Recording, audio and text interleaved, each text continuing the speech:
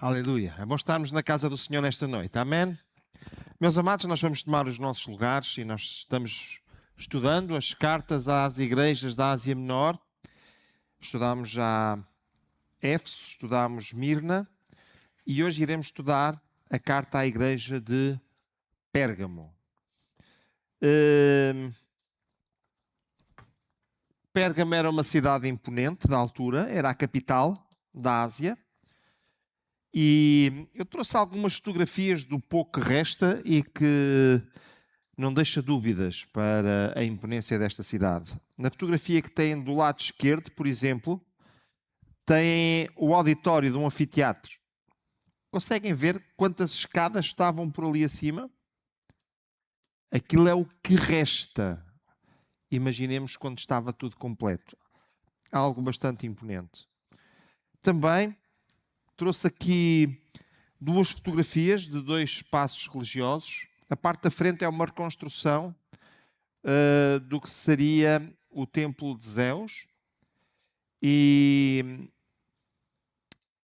o de cima é um macropolo também bastante importante naquela época. Mas mais importante do que fotografias de antiga Pérgamo é nós podermos ler a palavra de Deus. Amém? E perceber o que é que Jesus tinha para dizer à igreja de Pérgamo. Então venha por favor comigo. Apocalipse capítulo 2, verso 12 até ao verso 17. Apocalipse capítulo 2, do verso 12 até ao 17, diz: E ao anjo da igreja que está em Pérgamo, escreve isto, diz aquele que tem a espada aguda de 2 fios. Eu sei as tuas obras e onde habitas, que é onde está o trono de Satanás, e retens o meu nome e não negaste a minha fé, ainda nos dias de Antipas, minha fiel testemunha, o qual foi morto entre vós, onde Satanás habita.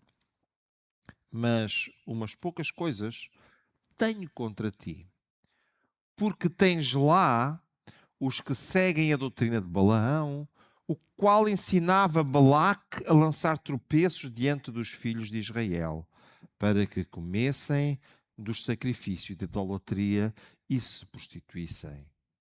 Assim, tens também os que seguem a doutrina dos Nicolaítas, o que eu aborreço. Arrepende-te. Arrepende-te, pois, quando não, em breve virei a ti, e contra eles batalharei com a espada da minha boca.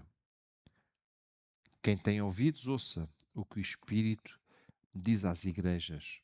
Ao que vencer, darei eu a comer do maná escondido e dar-lhe-ei uma pedra branca e na pedra um novo nome escrito, o qual ninguém conhece, senão aquele que o recebe. Até aqui a palavra do Senhor. Então, pensemos um bocadinho sobre a carta à igreja de Pérgamo. Pérgamo estava localizada a 350 metros de altura, portanto era uma cidade lá bem no topo do monte.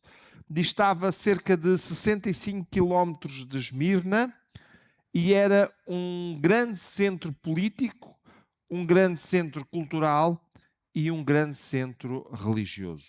Possuía uma das maiores bibliotecas. Para os irmãos terem uma ideia, só comparada com a grande biblioteca de Alexandria, onde foram os 70 homens para traduzir o Velho Testamento, a qual foi chamada mais tarde de Septuaginta, por ter sido traduzida por 70.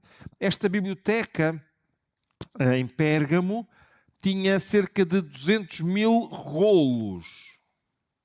Não é livrinhos, não é? Rolos. E se os irmãos olharem, o termo pergaminho e o termo Pérgamo, eles estão ligados entre si. Tem a ver com a ligação que a cidade tinha à biblioteca e à escrita aos livros. Era um centro político, sendo a capital da província romana da Ásia, e estava cheio de cultos e templos pagãos, destacando-se Asclépio e Zeus. Asclépio era a divindade da medicina. Ele era representado por uma serpente. E você hoje, quando chega a uma farmácia, qual é o símbolo que tem na porta? Exatamente por causa desta divindade chamada Asclépio. Queria destacar alguns pontos desta carta que é escrita à igreja de Pérgamo e meditar e meditar nestes pontos convosco e também percebermos o quanto isto é importante para nós. E a primeira questão que eu queria ver é a questão da espada de dois gumes. A espada de dois gumes quer dizer que em vez de ter lâmina só de um lado, tem uma lâmina de um lado e tem outra lâmina do outro lado. Dois gumes. Não sou especialista em espadas, mas todos nós percebemos, mesmo sem sermos especialistas, que se está afiada dos dois lados, cortará mais. Não é? Concordam comigo? Até porque o corte não é feito só de um lado, é feito ao mesmo tempo dos dois lados. Jesus aparece como o que tem a espada de dois gumes. Esta espada aparece como um instrumento de julgamento dos hereges que estavam dentro da própria igreja de Pérgamo. Meus amados irmãos, eu irei falar um pouquinho sobre isto mais à frente, mas o que está sendo falado aqui é que dentro da igreja haveria um grupo de pessoas fiéis seguidores de Jesus, mas havia um grupo de pessoas que já se tinham entrado por outro tipo de doutrinas, já tinham misturado aquilo tudo. E a verdade é que a heresia é um problema tão grave que é preciso uma espada de dois gumes para conseguir cortar. Deixem-me olhar convosco para o texto de Hebreus, capítulo 4, e no versículo 12. Porque a palavra de Deus é viva e eficaz, mais penetrante do que qualquer espada de dois gumes, e penetra até à divisão da alma e do espírito, e das juntas e medulas, e é apta para discernir os pensamentos e as intenções do coração. Olha, consegue fazer uma coisa muito complicada. Não consegue discernir apenas o que é feito, os atos, mas consegue entender o que a pessoa está a pensar e qual é a intenção. É muito profundo, não é? A palavra de Deus é assim. Ela consegue ir ao mais interior do homem. É interessante ver que Jesus, ao apresentar-se com a espada, ele apresenta-se como uma autoridade judicial. É muito interessante nós vermos que, sendo Pérgamo a capital da Ásia, trazia ao mesmo tempo para dentro de si o tribunal romano, onde a pessoa que representava Roma tinha o direito de dizer se o réu tinha direito de viver ou se ele seria morto. E era suposto haver uma espada que simbolizava a justiça, a retidão, como ainda hoje nos nossos tribunais nós encontramos lá a espada, a balança e os olhos vendados, não é? Que tem a ver com a ideia da justiça, da retidão. Os dois gumes estão ligados com um corte nas duas partes, separando a verdade da mentira e a fidelidade da apostasia. Salvação e vida para os que creem e condenação e morte eterna para os que se entregam a doutrinas erradas. Amados irmãos, permitam-me dizer-vos nesta tarde, nós precisamos que cada vez mais o Espírito Santo de Deus ele possa mostrar o que é verdade e separar daquilo que é mentira, o que está certo e mostrar e separar daquilo que é errado. E quero dizer-vos que nem sempre esta separação é fácil. Porque quando nós cortamos alguma coisa, dói. Ainda assim é necessário. O problema daquela cidade, Jesus afirma saber que esta igreja habita onde está o trono de Satanás. Meus amados irmãos, eles tinham cultos a vários tipos de divindades. Refere-se à idolatria intensa, certamente ao grande altar de Zeus, que eu tive a oportunidade de vos mostrar uma réplica, ao templo dedicado à deusa Atena, em que as senhoras vinham de toda a parte da Ásia fazer um ritual ligado com o manto que vestia aquele ídolo, aquela divindade, e que todos os anos as senhoras se juntavam e levavam o manto para lavar no rio. Aquele manto depois era todo arranjado e purificado e a senhora era vestida novamente. E sabem uma coisa? Aquilo era feito debaixo de um conjunto enorme de rituais, onde misturava todo o tipo de coisas. O culto a Asclépio, que já falei no início, a divindade da medicina, e o culto ao imperador. Sendo uma capital romana, nunca poderia faltar ao culto ao imperador. E a verdade é que no meio disto tudo, havia pessoas a aceitar que isto podia ser misturado com o cristianismo. Amados irmãos, é aqui que reside o problema. E Jesus diz que vai necessitar de cortar com a tal espada de dois gumes e que vai começar pela igreja. Sei que nós todos preferimos que ele começasse por fora.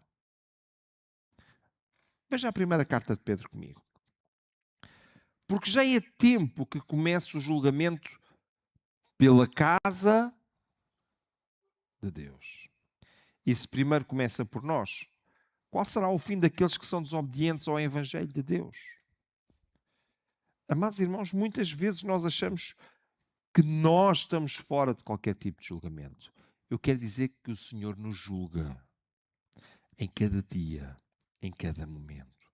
E Ele quer purificar o seu povo. E isso não pode ser feito sem julgamento. Olhe, apesar da oposição satânica, os cristãos de Pérgamo perseveraram na fé e na obra de Deus. Até mesmo quando a perseguição se tornava insuportável, a igreja como um todo permaneceu fiel ao nome de Jesus, dando testemunho do seu caráter, da sua natureza, do seu trabalho e redenção. Amados irmãos, eu acredito que nós estamos passando hoje dias muito difíceis e que existe por aí muitas pessoas já a desviar-se daquilo que Deus tem deixado para a sua igreja, que os padrões de santidade têm sido afrouxados o mais possível, quase até banidos, mas eu acredito que aqueles que continuam fiéis, Deus continua a olhar para eles, Deus continua a olhar e a cuidar deles como seus filhos. E quando fala acerca desta igreja, diz: vocês vivem no meio do sítio onde Satanás habita, mas vocês são diferentes. Nós vivemos dias onde toda a espécie de imoralidade se tem levantado. Mas Deus está à procura de uma igreja que seja fiel no meio disso. Amém. Na primeira carta aos Coríntios, no capítulo 12 e no versículo 13, o apóstolo Paulo escreveu: portanto vos quero fazer compreender que ninguém que fala pelo Espírito de Deus, diz Jesus, é anátema. E ninguém pode dizer Jesus é Senhor, senão pelo Espírito Santo. Esta ideia que o apóstolo Paulo deixa aqui, ela torna-se muito real para os crentes da igreja de Pérgamo. Provavelmente para crentes de outras regiões, mas muito real para os crentes da igreja de Pérgamo. Os cristãos do primeiro século eram desafiados a gritar que César era Senhor. E sabe o que é que eles faziam? Eles aproveitavam que estava toda a gente à espera e eles gritavam que Jesus era Senhor. Por isso eram lançados às feras, por isso eram lançados, eram mortos, eram queimados. Mas eles não aceitavam que houvesse um outro Senhor a não ser a Jesus Cristo. E, amados irmãos, esta posição tão firme destes homens, ao ponto de exporem as suas próprias vidas, leva a que o próprio Jesus, nesta carta, os destaque e os elogie. No meio da perseguição, no meio da dificuldade, vocês sabem quem é o vosso Senhor. Amados irmãos, hoje é importante que nós saibamos que Jesus Cristo é o único Senhor e é o nosso Senhor. Amém? Aleluia. Deixem-me falar um bocadinho convosco agora sobre heresia dentro da igreja. Heresia dentro da igreja. Em primeiro lugar, o contraste. Em contraste com o grupo fiel, existia um outro grupo que servia aos ídolos. Balaão ensinava Israel a misturar-se com o pecado e isso fazia com que a bênção que eles tinham por serem filhos de Deus, por serem povo de Deus, fosse transformada em maldição. Veja o que é que nós encontramos nesta carta. Vou recuperar o texto que lemos inicialmente. Mas umas poucas coisas tenho contra ti. Porque tens lá dentro, os que seguem a doutrina de Balaão, o qual ensinava Balaque a lançar tropeços diante dos filhos de Israel para que comessem dos sacrifícios da idolatria e se prostituíssem. Assim tens também os que seguem a doutrina dos nicolaítas, o que eu aborreço também. Em Pérgamo havia falsos mestres que tentavam conciliar o pecado com santidade. Jesus com os ídolos. E sabe o que é que eles faziam? Eles faziam tudo menos santidade. Eles faziam tudo menos seguir Jesus, porque não é possível seguir a dois senhores. Jesus disse-o de forma bem clara num texto que bem conhecemos. Ninguém pode servir a dois senhores. Ou há de servir a um, ou há de odiar um e amar o outro, ou se dedicará a um e desprezará o outro. Não podeis servir a Deus e a Mamon. E, meus amados irmãos, nós precisamos ter isto bem consciente na nossa vida. Servir a Jesus. Servir a Deus. Seguir a Deus implica exclusividade. Essa é uma luta da igreja atual. Vencer aquela célebre expressão, mas que mal é que tem? Vencer o espírito de tolerância ao erro, ao relativismo e à imoralidade espiritual. Que o Senhor nos ajude e nos abençoe, meus amados irmãos. Porque a santidade é como uma camisa branca. Toda a gente sabe o que é uma camisa branca? Camisa branca é muito bonita. Vocês gostam de camisas brancas? Até uma mosca consegue sujá-la. Passou lá, ficou um pontinho preto. E a camisa está toda branca e toda a gente olha para o pontinho preto. É verdade ou não é? Amados irmãos, prezadas irmãs, permitam-me que vos diga nesta tarde. Deus quer que nós sejamos camisas brancas, sem pontinhos. E isso é algo que nós devemos nos esforçar por fazer. Alguns membros da igreja de Pérgamo, estavam juntando-se às multidões que adoravam os falsos deuses, praticavam atos sexuais com os sacerdotes e sacerdotisas pagãos, como forma de honrar os seus deuses. E muitas desculpas eram dadas. Isto é cultural, nós já crescemos nisto. Um erro chamado desculpa, um erro chamado tolerância. Romanos capítulo 6. Temos uma uma pergunta, ou mais que uma pergunta do apóstolo Paulo. Que diremos, pois? Permaneceremos no pecado para que a graça seja mais abundante? De modo nenhum. Nós que estamos mortos para o pecado, como viveremos ainda nele? O que é que o Paulo está dizendo? Permaneceremos no... Não, amados irmãos, nós estamos debaixo da graça de Deus. Então vamos pecar mais para a graça de Deus ser mais abundante em nós? Não! Se nós estamos mortos para o pecado, já não podemos viver nele. E quando esta carta é escrita, ela é muito direta a pessoas que estavam arranjando todo o tipo de desculpas para poderem fazer tudo aquilo que queriam. Um texto que nós temos na primeira carta aos Coríntios, capítulo 10, diz: não podeis beber o cálice do Senhor e o cálice dos demónios. Não podeis ser participantes da mesa do Senhor e da mesa dos demónios. Ou irritaremos o Senhor? Somos nós mais fortes do que Ele? Que o Senhor nos ajude. E nós queremos beber do cálice do Senhor. Queremos ser participantes da sua mesa. Mas tem que ser em exclusividade. Amém? Olhe, escrevi aqui uma frase. Pensei muito se iria escrevê-la, dizê-la e se iria projetá-la. Decidi fazê-lo. Esta é uma realidade que nós precisamos de pensar. A Igreja precisa de erguer a bandeira da santidade, mesmo que isso custe a popularidade.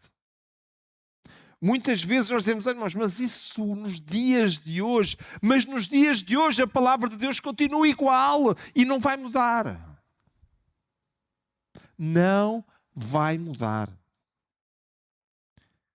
Pode não ser popular, mas se é a palavra de Deus, nós devemos afinar a nossa vida por ali. Que o Senhor nos ajude. Olha, queria ver a parte do arrependimento. Uma das coisas extraordinárias que a palavra de Deus tem é que ninguém fica sem saída. Olha, estás assim, não tens como dar a volta.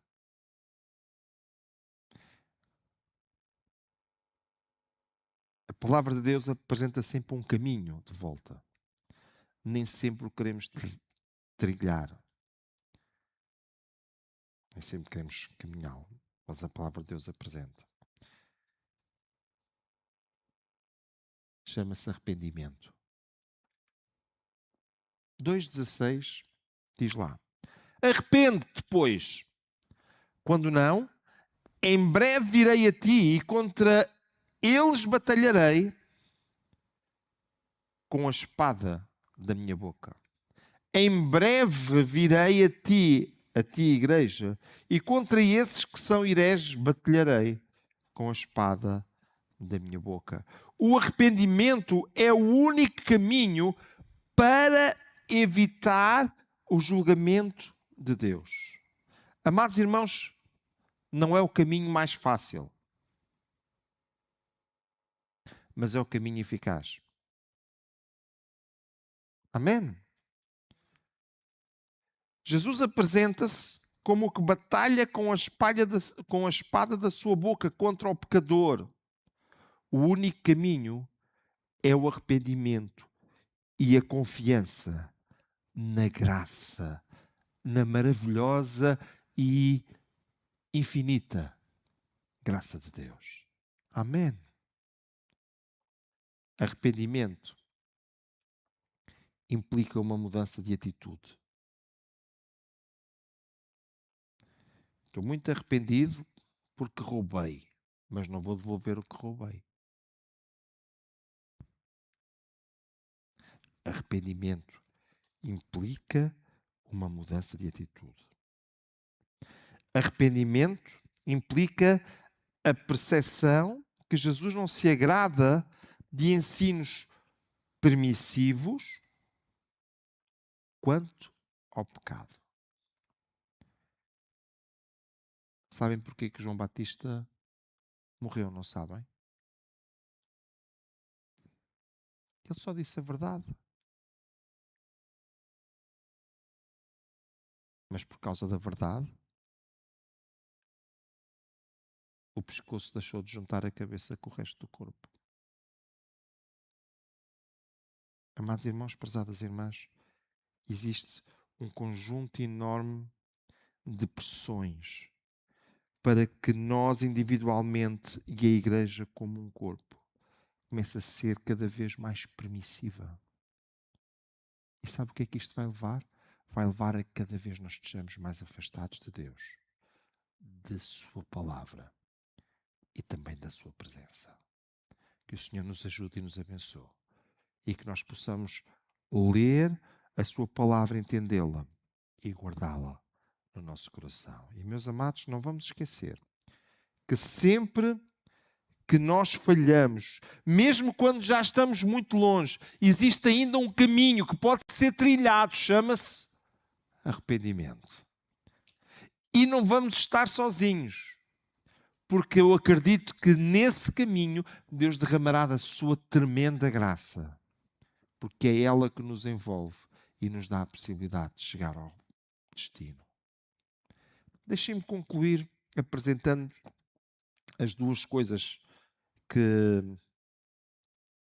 nesta carta é prometida à igreja de Pérgamo. O maná e a pedra branca. Vocês gostam de pedras? Não. Gostam de pedras ou não? Já vi alguém fazer assim? Já vi pessoas a fazer assim? As pedras, eu vou dizer-vos uma coisa. Algumas são bonitas. Outras não têm beleza nenhuma. Estas que estão aqui são pedras especiais. Já vamos falar sobre elas. Então, em vez de participarmos de festas pagãs, comeremos do maná escondido, onde Cristo partilhar-nos-á de sua própria natureza. Amados irmãos, aquelas festas pagãs tinham um conjunto enorme de refeições. Se os irmãos estão lembrados da história de Daniel, quando Daniel chega à Babilónia, dizem-lhe, olha, tu tens direito a comer da cantina do rei. E ele disse, mas eu não quero. Não pode ser, o rei mandou.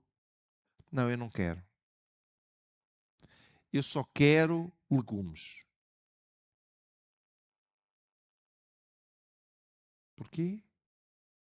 Ele tinha a melhor carne, o melhor peixe e quer legumes. Daniel não era vegetariano. Porquê que Daniel toma uma decisão destas? Muito simples.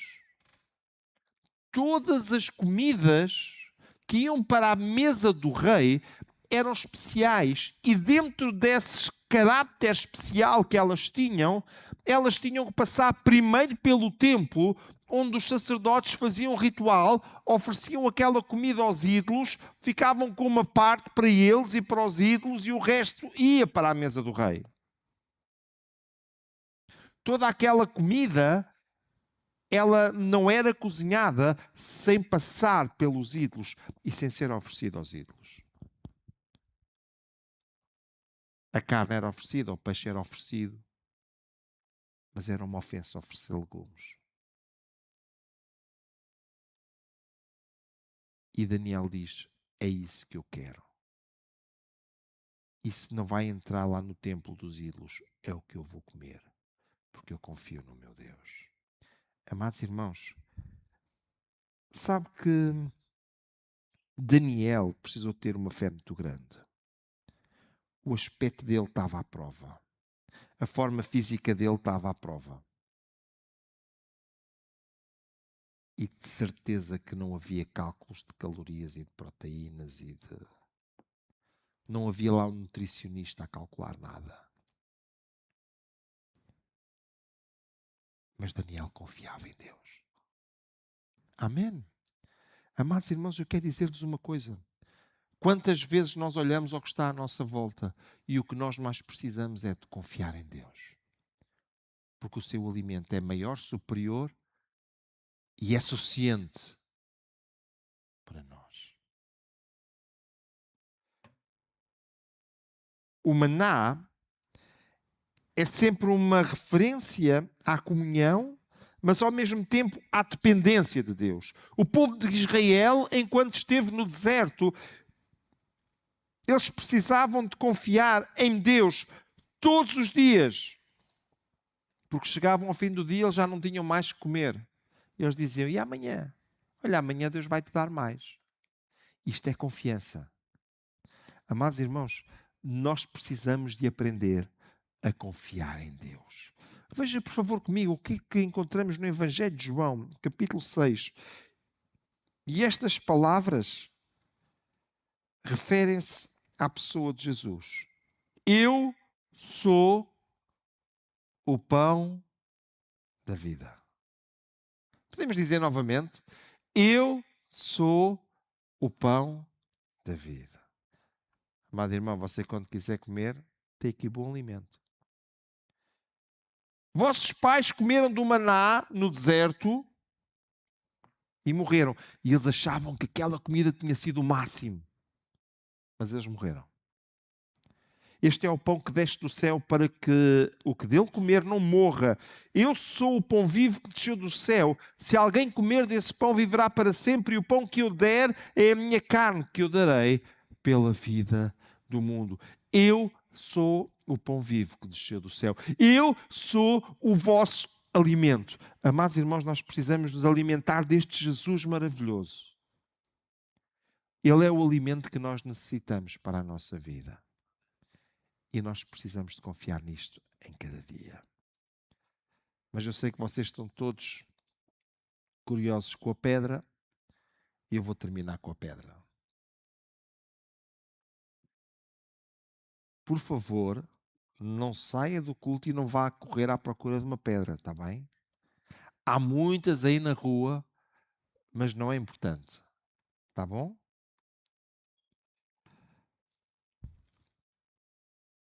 Bem, o branco refere-se sempre à ideia de santidade e de pureza.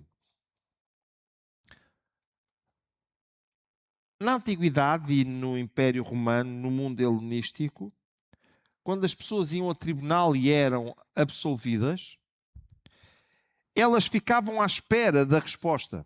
E muitas vezes a resposta era uma pedra branca. E a pedra branca significava que aquela pessoa podiam tirar-lhe as correntes e mandá-la para casa, que ela estava absolvida. Amados irmãos, sabe uma coisa? A Igreja do Senhor foi absolvida. Porque nós estávamos condenados por causa dos nossos delitos e pecados. Mas Jesus Cristo veio à cruz do Calvário e Ele absolveu-nos. E aqueles que são fiéis a Ele têm uma pedra branca. Também, algumas festas importantes, o convite era uma pedra. Tinha uma inscrição. E só podia entrar naquela festa quem tivesse a pedra. Nós vamos estar numa festa.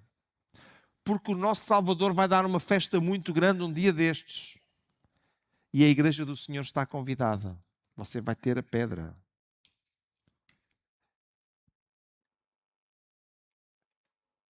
Apocalipse capítulo 2, verso 17. Deixa-me ler melhor este texto. Quem tem ouvidos, ouça o que o Espírito diz às igrejas. Ao que vencer, darei eu a comer do maná escondido e dar-lhe-ei uma pedra branca e na pedra um novo nome, o qual ninguém conhece, senão aquele que o recebe. Você escolheu o seu nome? Não. Sente-se aborrecido com isso ou não? Nunca pensou nisso. É como eu. Por acaso eu até gosto do meu nome. Ultimamente tem sido um bocadinho estragado, porque de antes eu era sempre o único, agora já há não sei quantos à minha volta com o mesmo nome. Eu não me lembro de ir à escola e de encontrar outro Samuel, era só eu. Mas só aqui eu olho para baixo e já volta e meia aparecemos aqui uns quantos. Eu acho que os outros Samuéis pensam mesmo que eu, não é? Olha, estou a ouvir eles a abanar com a cabeça. Mas sabe uma coisa? A Bíblia diz que nós vamos ter um novo nome. E este nome não tem a ver com o Samuel ou com o João ou com o Luís. Este nome tem a ver com a nossa identidade. Nós vamos ter uma nova identidade. Esta nova identidade, ela é-nos dada pelo nosso Deus. Foi comprada por Ele. Foi escolhida por Ele. E eu estou desejoso de receber esta pedra. Que o Senhor nos ajude e nos abençoe. E que nós estejamos preparados. Não só para enquanto estamos aqui nos alimentarmos do maná. Deste maná que é Ele. Mas para quando chegarmos à sua presença recebermos esta pedra. Que nos dá acesso às bodas do Cordeiro. Esta pedra que nos dá um novo nome. Esta pedra que diz: tu estás aqui porque tu foste absolvido. Esta pedra maravilhosa. Que o Senhor, rica e poderosamente, possa abençoar os meus amados irmãos e irmãs. Gostava de